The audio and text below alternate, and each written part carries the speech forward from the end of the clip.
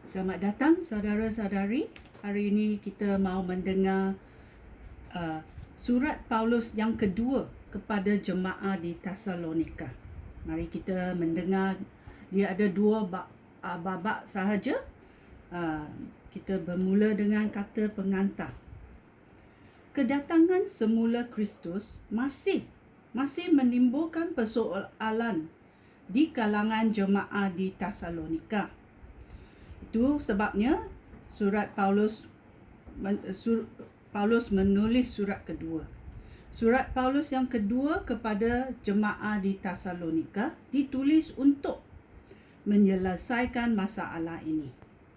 Jemaah di Tesalonika berpendapatan bahawa Kristus sudah datang kembali. Paulus memberikan penjelasan bahawa pendapat itu salah. Kerana sebelum Kristus datang kembali, kejahatan dan kekejaman akan memuncak di bawah pimpinan seorang yang dikenal sebagai manusia jahat yang akan menentang Kristus. Kepada para pembacanya, Paulus menegaskan pentingnya bertahan dalam kepercayaan mereka kepada Kristus. Walaupun kehidupan mereka susah dan penuh dengan penderitaan, Paulus menasihati mereka supaya mencari nafkah seperti yang dilakukan oleh Paulus dan rakan-rakannya. Mereka juga harus tekun mengamalkan perbuatan baik. Ya, ini adalah kata pengantar dalam Tesalonika kedua. Mari kita masuk babak pertama. Surat ini daripada Paulus, Silas dan Timotius serta ditujukan kepada jemaah di Tesalonika yang menjadi umat Allah Bapa kita dan Tuhan Yesus Kristus. Semoga Allah Bapa kita dan Tuhan Yesus Kristus mengurniakan kamu berkat dan kesejahteraan. Ucapan syukur dan doa. Ayat ketiga. Saudara-saudara aku, kami harus sentiasa bersyukur kepada Allah kerana kamu. Memang sepatutnya kami berbuat demikian kerana kamu semakin percaya kepada Yesus dan kamu semakin mengasihi satu sama lain. Itulah sebabnya kami membanggakan kamu antara jemaah Allah di tempat lain. Dengan bangga kami menceritakan bagaimana kamu tetap percaya kepada Kristus semasa mengalami penganiayaan dan penderitaan. Di sini nyata betapa adilnya penghakiman Allah. Allah akan menjadikan kamu layak untuk menikmati dunia baru Allah yang baginya kamu telah mengalami penderitaan. Allah akan melakukan apa yang adil. Dia akan mendatangkan penderitaan kepada orang yang membuat kamu menderita. Dia pun akan memberikan kelegaan kepada kamu yang menanggung penderitaan dan juga kepada kami. Allah akan melakukan hal ini apabila Tuhan Yesus turun dari syurga dan menampakkan diri dengan malaikat-malaikatnya yang perkasa dan dengan api yang bernyala-nyala. Dia datang untuk menghukum orang yang tidak mahu mengakui Allah dan orang yang tidak mahu mentaati berita baik tentang Yesus, Tuhan kita. Mereka akan menerima hukuman kebinasaan selama-lamanya. Mereka akan terpisah daripada hadirat Tuhan dan kekuasaannya yang mulia. Semua itu akan berlaku apabila Tuhan datang pada hari itu kelak untuk menerima kemuliaan daripada semua umatnya dan penghormatan daripada semua orang yang percaya kepadanya. Kamu pun akan bersama-sama umat Allah itu kerana kamu percaya. Kamu percaya kepada perkabaran yang kami sampaikan. Itulah sebabnya kami sentiasa berdoakan kamu. Kami berdoa supaya Allah menjadikan kamu layak untuk hidup menurut kehendak-Nya. Untuk hal itulah Dia telah memanggil kamu. Semoga Allah dengan kekuasaan-Nya memenuhi segala keinginan kamu untuk berbuat baik dan menyempurnakan segala usaha yang kamu lakukan kerana percaya kepada Kristus. Dengan demikian, Yesus, Tuhan kita, akan kamu muliakan dan kamu pun akan dimuliakan oleh-Nya. Semuanya akan berlaku kerana rahmat Allah kita dan rahmat Tuhan Yesus Kristus. Manusia jahat. Ini adalah 2 Tesalonika babak kedua. Tentang kedatangan Tuhan kita Yesus Kristus dan tentang hal kita dikumpulkan bersama-sama Dia kelak. Aku mengesa kamu, saudara-saudara aku, supaya hal-hal ini tidak berlaku. Janganlah kamu gelisah dan janganlah fikiran kamu cepat dikelilurkan kerana orang berkata bahawa hari kedatangan Tuhan sudah tiba. Mungkin ada yang berpendapat bahawa kamu mengatakan demikian semasa bernubat atau mengajar atau menulisnya di dalam surat. Janganlah biarkan orang menipu kamu, kerana hari itu hanya akan tiba apabila banyak orang memberontak terhadap Allah dan manusia jahat yang ditetapkan masuk ke neraka, menampilkan diri.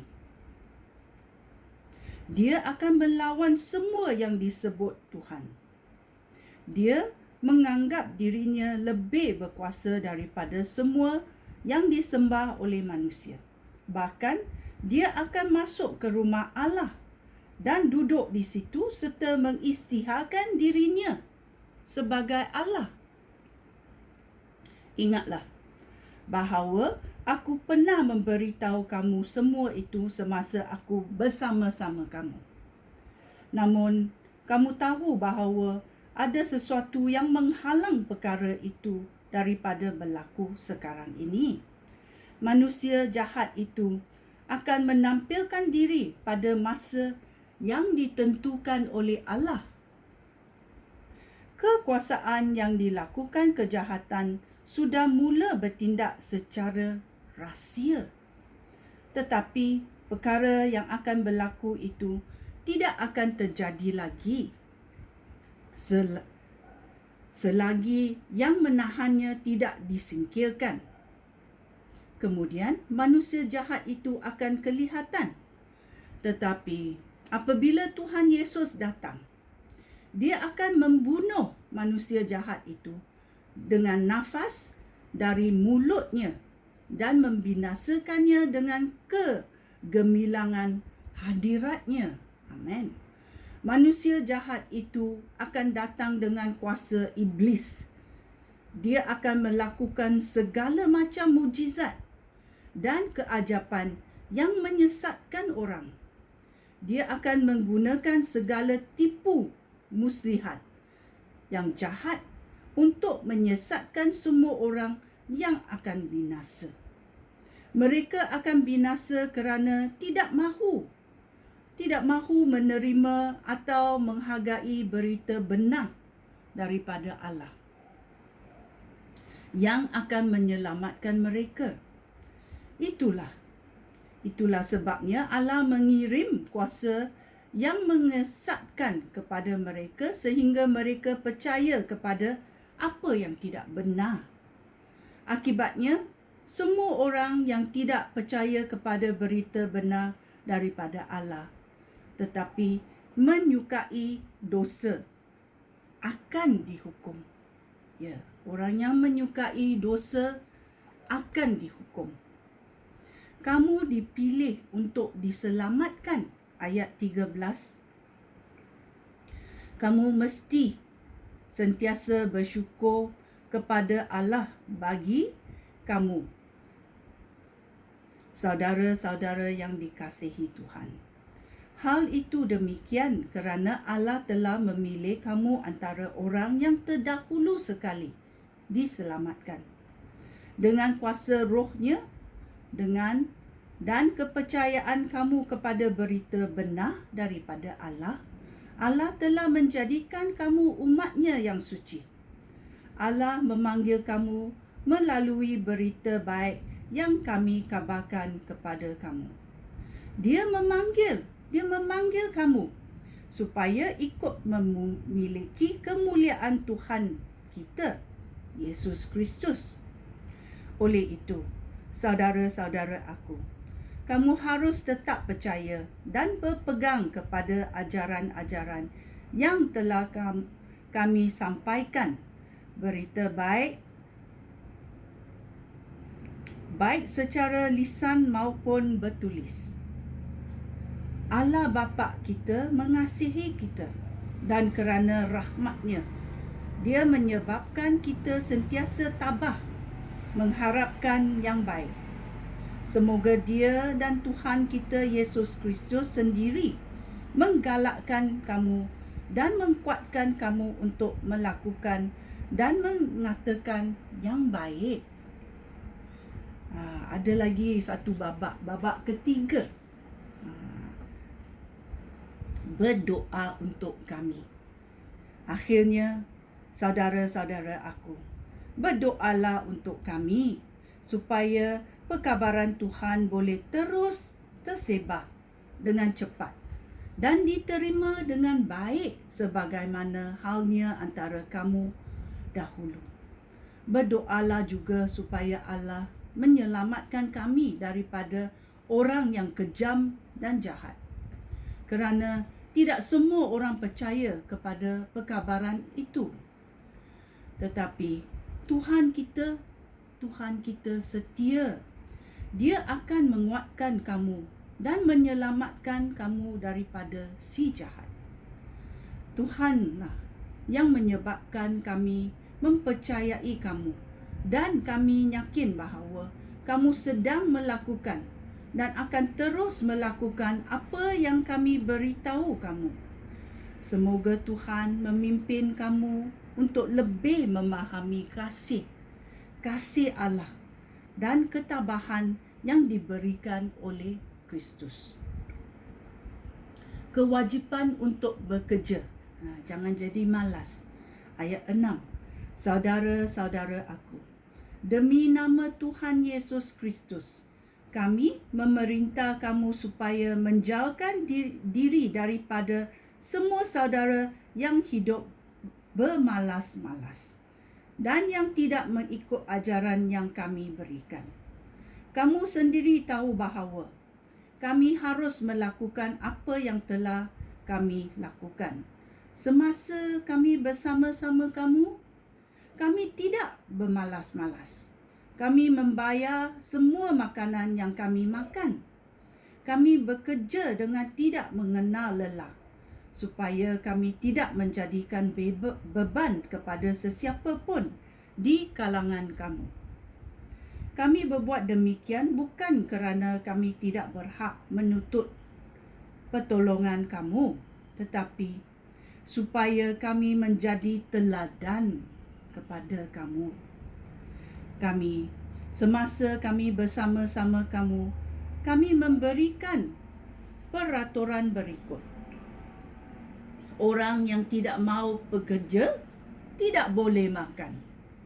Orang yang tidak mahu bekerja tidak boleh makan.